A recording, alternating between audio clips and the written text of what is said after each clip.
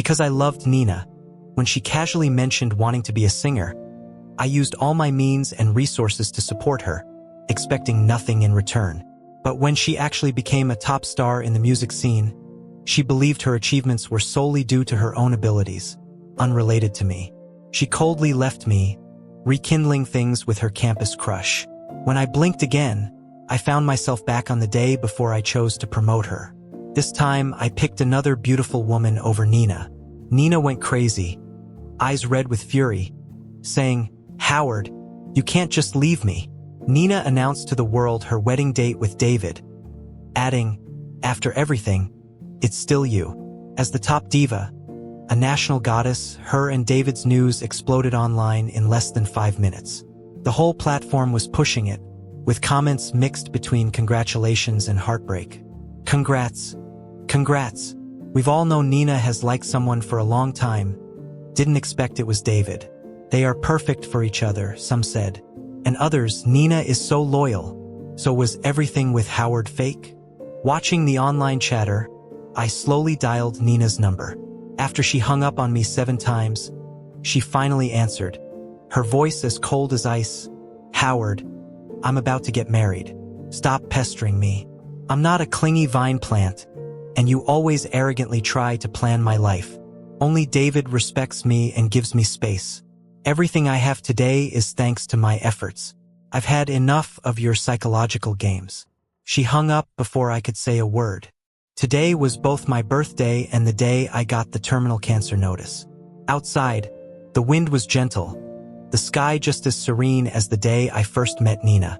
She was a beautiful girl holding a bunch of books, meeting my eyes calmly and coldly, and from then on I was like a moth drawn to a flame, only to end up burned and despised. Who would choose to be an obsessive admirer if not for love? But after everything, I was left with nothing. All my efforts seemed like psychological manipulation to her. In agony both mentally and physically, my eyes stayed glued to the gray screen of my phone until I died, it never lighting up. Blinking again, I heard my assistant's voice. "Howard, here are the new recruits. Whom do you like?" I snapped back, looking around at the familiar minimalist design of my meeting room I used to know. Several young girls, pure and pretty, stood in front of me. Nina was among them. Even standing at the edge, she was the most striking one there. Her clothes and shoes were worn, not as flashy as the others, but it didn't hide her stunning beauty. She was like a swan born in the mud, deserving to be plucked from the mire. Though I thought my memories were long faded, they suddenly seemed fresh. I remembered everything that was about to happen. I realized I was back, reborn to the day I could choose to support Nina.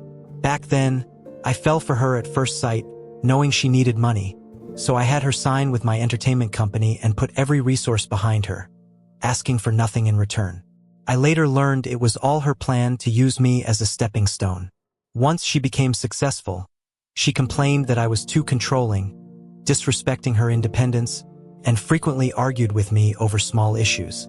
I worked tirelessly to appease her, only to barely gain her forgiveness after securing a few resources.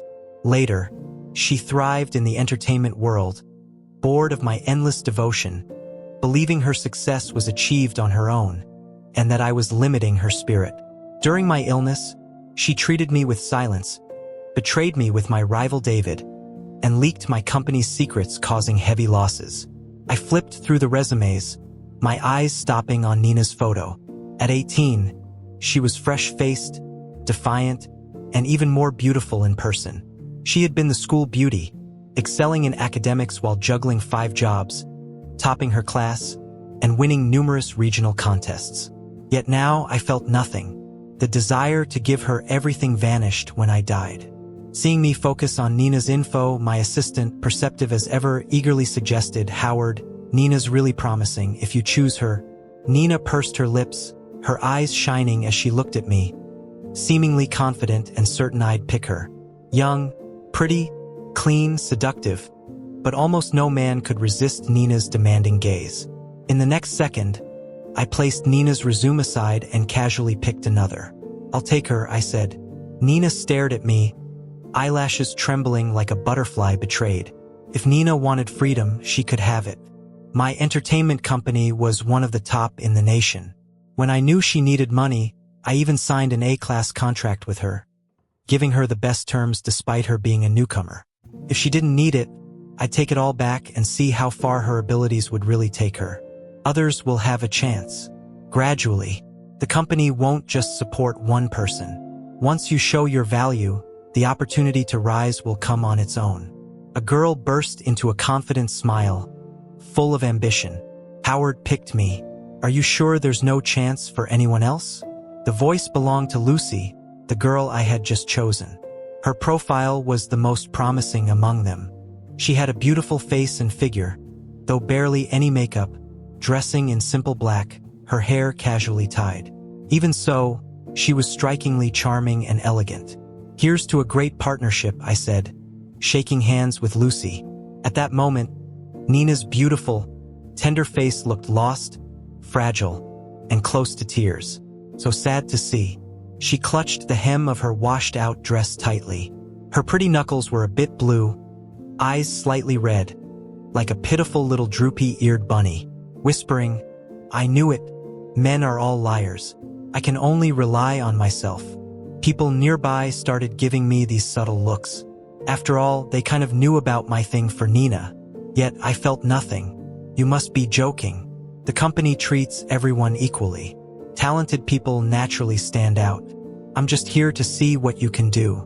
But after signing with us, you're too publicly chummy with other entertainment companies. Please remember our artist code. Nina shot me a glare, her beautiful eyes displaying endless grievance. They approached me, but I didn't go. It was just a meal, Howard. Are you choosing someone else because of this? I'm so disappointed in you. No fame, no fortune. Why would they pay a hefty fine to get you? I interlaced my fingers, laying out the cold facts. They just want leverage on me, thinking we have a special relationship. Howard, how could you think like that? I won't forgive you. Nina turned away, like a fluttering butterfly, but slowed down, maybe waiting for me to chase after her. But when I didn't move, she stiffened and then sprinted off. Howard, should we? My assistant asked. No need to look for her, I replied coolly. She'll come back once she calms down. If not, pursue her for breach of contract. Everyone else stayed silent, except for Lucy, who couldn't hold back and laughed. She noticed my gaze, nodded slightly, exuding that lazy charm. Lucy teased, Howard, you're so easygoing. If I ever talked to my old boss like that, I'd be packing my bags. I smiled back. It's not that I don't want Nina gone, but there's always someone willing to step in. After deciding to back Lucy, her schedule was packed. Lucy was so grateful for the chance. She even found time to write 2 songs and added them to the company library. These 2 songs were yours? I pointed at the potential future hits that made Nina famous everywhere. Lucy, still dozy from the couch, sat up immediately. Sorry, Howard. They were rushed. I'll do better next time. In a past life, after I promoted Nina, I shelled out money to get rid of any similar or younger talent. Looking at Lucy's fresh, youthful face, I couldn't believe I let such talent slip. I was so much of a pushover before and got nowhere from it. I mean, you should rest too. Don't overwork yourself. I patted her shoulder, like dusting off a golden treasure for the company. Grinning warmly, keep it up, and I'll give you a raise. Lucy's eyes teared up with gratitude. Oh, Howard, with your words, I'd do anything for the company. May I treat you to dinner tonight? Just as I was about to agree, my phone buzzed. Nina sent a voice message. Howard, I want those 2 songs, Nina sounding cold, as though still harboring resentment. She attached the very songs Lucy wrote. I replied patiently, those songs are for Lucy's album. A moment later, Nina sent a question mark. I almost replied with a question mark myself, but held back. She blocked me. Staring at the red exclamation mark on my phone, I remembered how she treated me like her lackey. I told my assistant, revoke all of Nina's special privileges. Same treatment as all the other artists. The mightier they are, the harder they fall. At the restaurant, I courteously pulled out a chair for Lucy. Her face flushed red. Thank you, Howard. No problem, I said, letting Lucy order. As I was about to pay, she stopped me. "Howard, you're the best boss I've ever had. Please let me treat you." Lucy shared her previous terrible work experiences of bullying and dirty offers, causing her to hop between several jobs. She was considering this as her last chance or facing her parents' decisions back home. Lucy added, "Every bad experience led me to you, and it feels worth it." I listened intently, gauging her sincerity. Then behind me, I heard glass shattering. "Howard, what are you doing?" Nina stood far, looking shaken, eyes reddened. "You two are secretly together, aren't you? That's why you chose her. I should have known you're just like those disgusting men." "Nina, nothing's happening here. This is just a regular restaurant.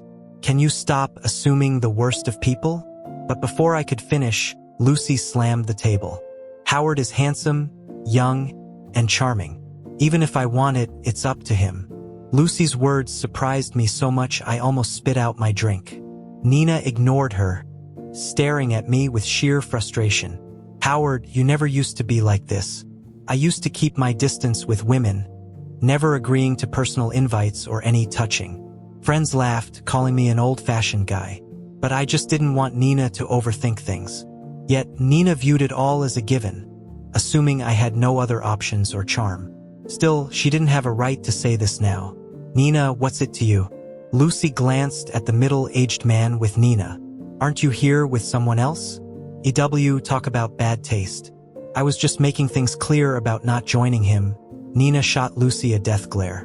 "Howard, are you just going to let her insult me? Aren't you afraid I'll stop talking to you?"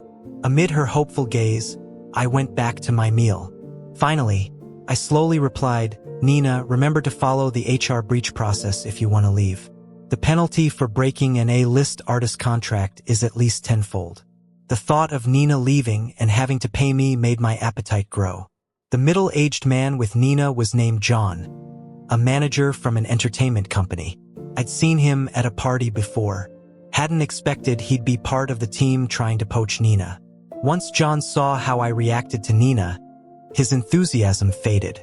He gave me an awkward, ingratiating smile and said, "Howard, let's set up a dinner sometime." Then, without even a glance at Nina, he left in a hurry. "Howard, are you still mad at me?" Nina finally sensed something was wrong, her voice trembling. "Howard, do you really believe what she said? I've been waiting for your message every day. I've been trying to make peace, sending voice messages asking for songs. But you still got mad at me." She explained how she coincidentally met John at her part-time job and rejected his offer to join his company. Tears streamed down her face like a broken string of pearls, heartbreakingly beautiful. More people gathered around. Some even started taking photos. Nina, who once cared so much about appearances and wouldn't even let us be seen in public together, seemed unfazed now, just gazing at me intensely. I finally spoke up. "Nina, you don't think I can see through this, do you? I'm done being your doormat. I'm giving you the freedom you wanted." I was willing to take back everything I gave her and let her achieve her dream through her own efforts, which I thought was quite generous. But if she pushed her luck, I wouldn't be so kind. "My identity? Aren't I your girlfriend?"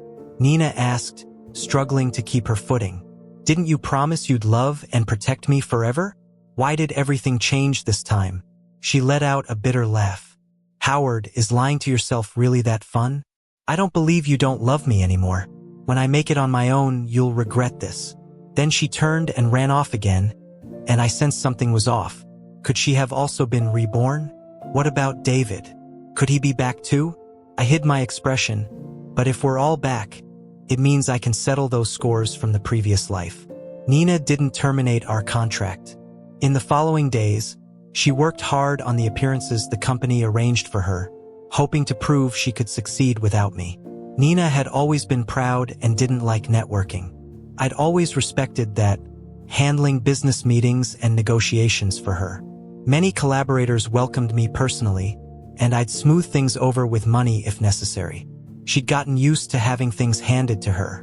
After her rebirth, she thought she could use her experience to gain better opportunities. But in reality, she struggled more than some adaptable new artists at the company. Without my support, she couldn't land any decent deals despite her talent. After punching a director who tried to get handsy, Nina could only accept minor show gigs for exposure. She realized just how important my behind-the-scenes support had been in her past life, but still believed she could achieve her fame alone, albeit a few years later. Despite her jealousy over how Lucy was treated, Nina couldn't see me whenever she pleased anymore and questioned my assistant if I was sabotaging her. My assistant reassured her that she was still getting good treatment since she at least had exposure opportunities, something many newcomers didn't get. Nina tried picking songs but couldn't access anything above C-list due to her status and lack of connections, resulting in songs that fizzled out. Reality eventually humbled her. She didn't hold her nose high anymore and accepted small ads she previously ignored, finally taking the typical newbie path. Nina still thought I'd eventually lower myself and apologize.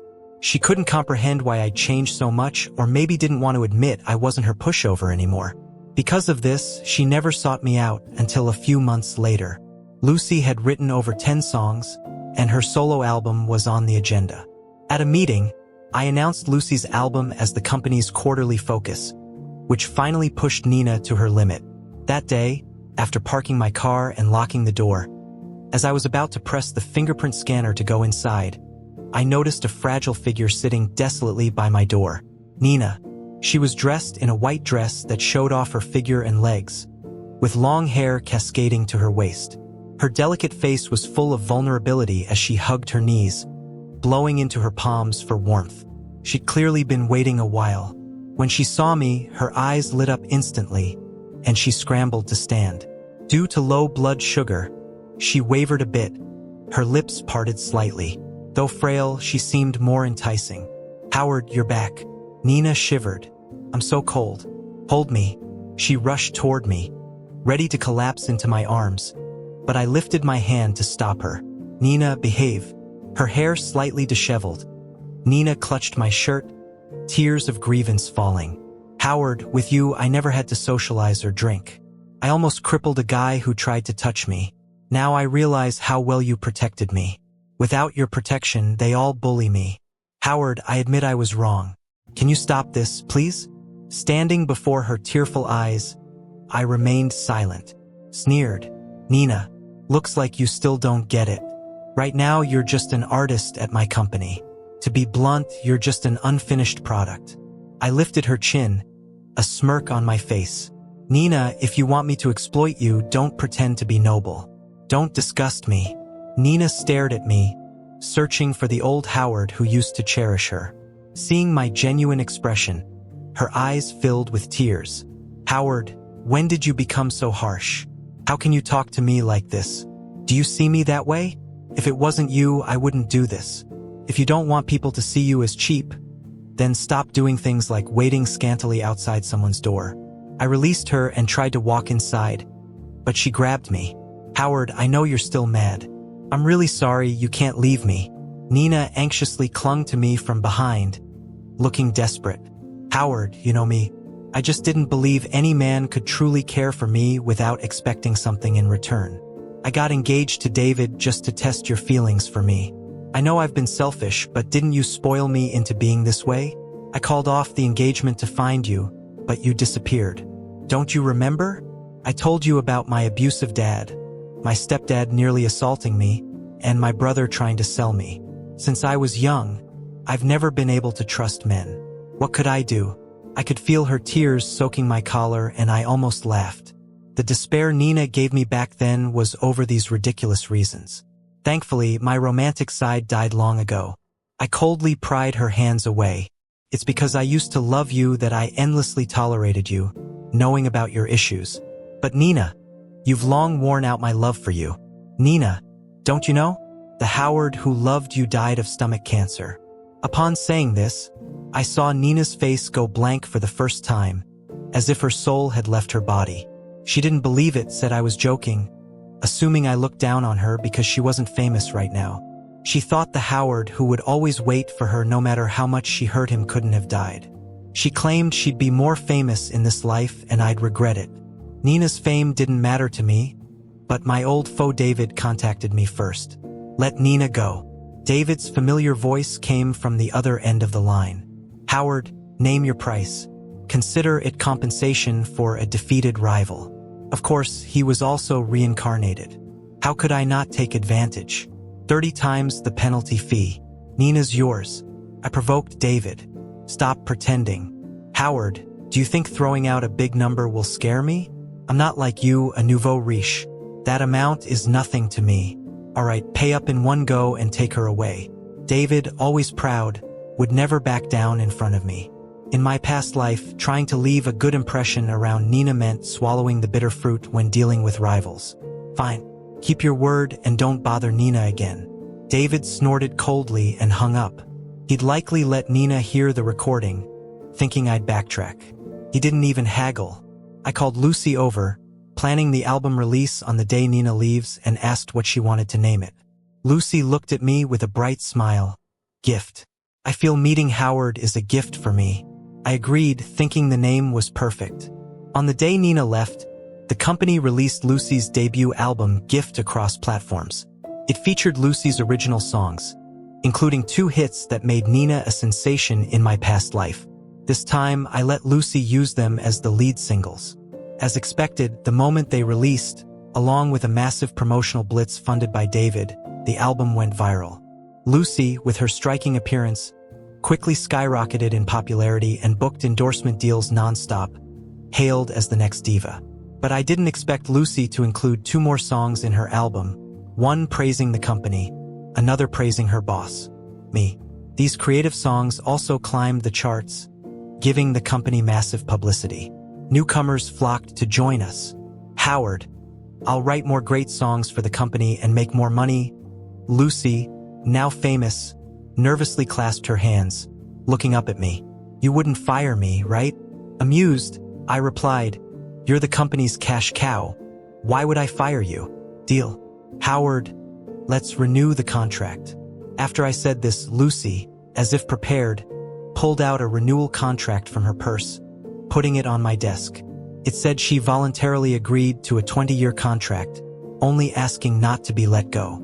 I slowly raised an eyebrow. Lucy, still young, wore her heart on her sleeve. Her clear eyes reflected admiration and fondness for me, tiptoeing around cautiously.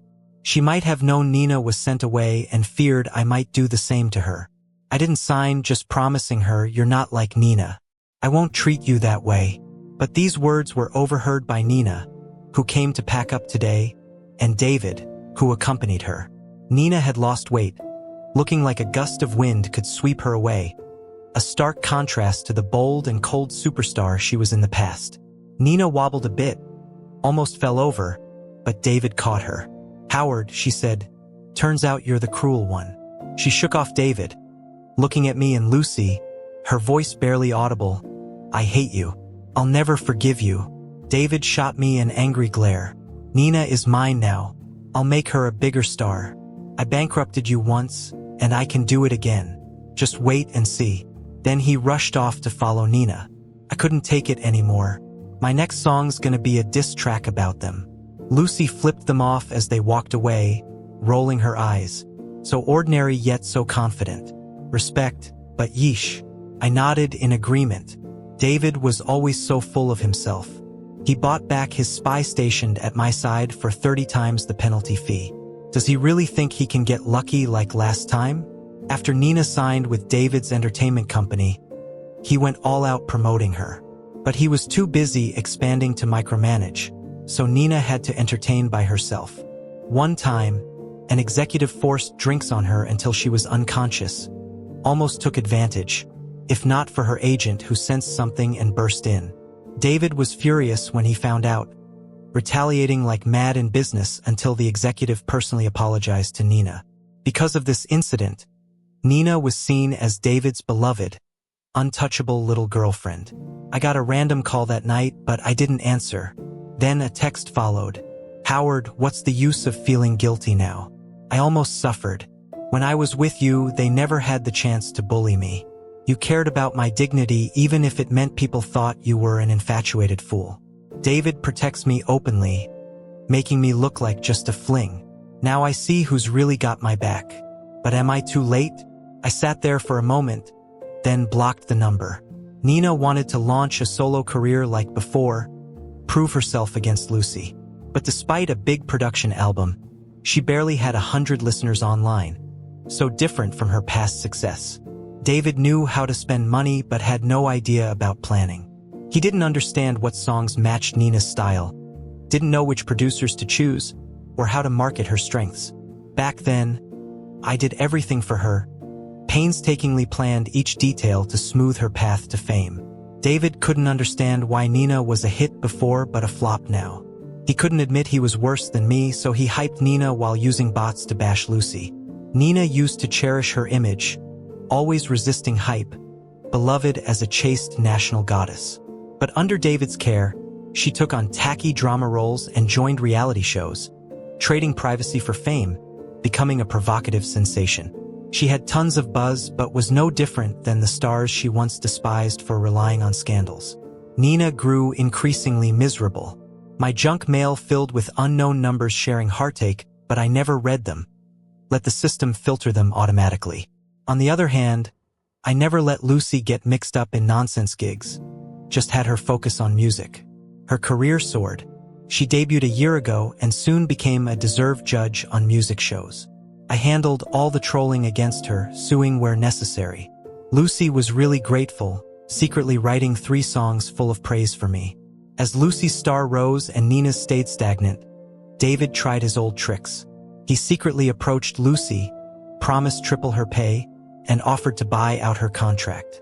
All she had to do was leak info when needed. Lucy agreed.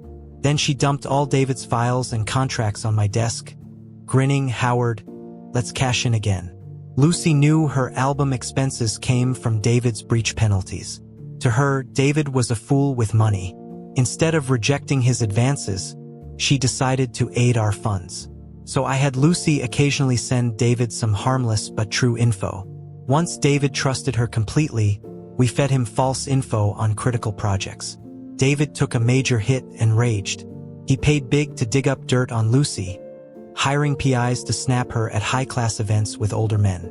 David quickly bought the scandalous story to the top trending spots, smugly sending me the photos to rub it in. The rumors of Lucy being a sugar baby spread fast. While I was crafting a PR strategy, Lucy rushed in, scared. "Howard, you won't fire me, right?" Concerned more about her job than her reputation. I laughed and said, "Just focus on your music. I'll handle this." With teary eyes, Lucy asked, "Aren't you going to ask for my side?" "I know who you are. I trust you," I replied. "I've been in this industry long enough to size people up." Lucy's honest gaze and blushing when I got close said it all. She had no experience in love. Lucy teared up more, choking out, "Howard, I'll stick with you for life. I can't keep hiding behind you. No need for you to handle this. I'll deal with it myself." When Lucy says she'll do something, she means it. Quick and decisive. In just one afternoon, we saw the rarely seen richest man make a statement on social media to clear things up, and sent legal letters to those spreading lies. Shockingly, the top pop star Lucy turned out to be a super rich kid. Lucy's the daughter of the wealthiest person. After seeing the trending topics, I, as her boss, finally realized that Lucy was, in fact, a top-tier heiress. Rebellious, she didn't want to rely on her family, so she struck out on her own. If she failed, she'd return home to inherit the family fortune. So, in a previous life, Lucy's talent disappeared. Because I, afflicted by love's folly, let her go, making her return home. "Howard, will you fire me?" Lucy was nervous after I learned about her identity. Her eyes were pleading, like she'd cry on the spot if I nodded. I sighed, "Of course not, Mississippi. I knew it. Howard, you're the best." Lucy threw herself at me for a hug, and then quickly ran out the door. I could even spot her flushed earlobes. David's tricks failed again, and he got himself into trouble with Lucy. He made up for it with a lot of personal assets. In every clash with me, he was practically handing me money at each step. Before he knew it, his entertainment company's cash flow was drained. He realized he'd never beat me in major entertainment projects again. His only hope rested on Nina becoming as popular as she once was. David went ahead to prepare Nina's second album, hoping for a comeback. But David knew only how to stir up hype, and faux popularity vanishes as quickly as it arrives. Once Nina's buzz died out, she was forgotten again. She got a permanent label as a publicity stunt artist impossible to shake. Good opportunities never came her way. Producing an album costs a ton, and the funds David poured into Nina went down the drain. Without Nina leaking my company's info, David's attempts to fight back were feeble, and his company dwindled to a second-rate entertainment firm. As his shareholders eventually voted him out as CEO during a meeting, replacing him with Ken, a relation's son. Ken knew how to assess the situation. He always greeted me with a bright smile and unfailing respect, never daring to offend me. He gradually built his power within the company. David completely lost his heir status. The string of failures eventually broke him. He deemed Nina the main culprit, not only publicly smearing her online, but also frequently coming to the office to hit and verbally abuse her. People treated it like a joke, sharing the videos online, giving Nina a bit of attention. Nina ended up hating David more though. She believed if David hadn't contacted me back then, she'd still be an artist at my company, with a chance to reconcile with me.